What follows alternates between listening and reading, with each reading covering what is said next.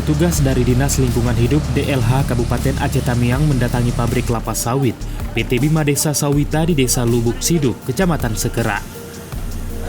Kedatangan petugas dilakukan setelah adanya laporan masyarakat sekitar yang diduga limbah pabrik tersebut telah mencemari sungai.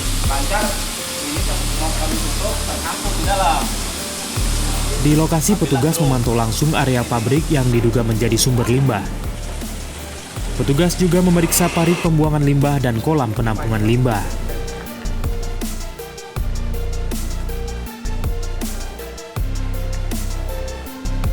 Setelah melakukan peninjauan, petugas menemukan di lokasi tidak ada pembuangan air limbah ke badan air dan kolam penampungan.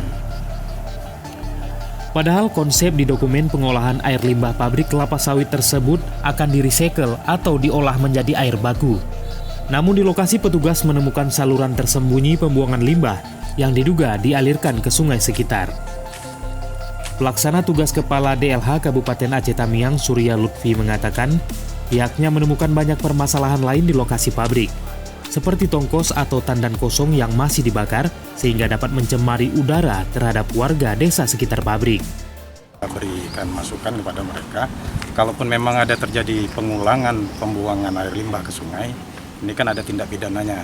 Makanya mereka kita sampaikan terkait hal tersebut, apabila nanti ditemukan di dalam pengawasan lagi apa yang terjadi hal tersebut, ya mungkin kita akan berikan teguran. Memang banyak standar-standar yang belum diselesaikan oleh mereka. Mungkin ini yang mungkin akan kita sampaikan ke provinsi kembali.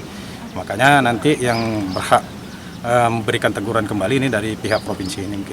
Akibat air sungai tercemar limbah, warga desa Lubuk Siduk, Kecamatan Sekera, Aceh Tamiang mulai khawatir memanfaatkan air sungai untuk kebutuhan sehari-hari.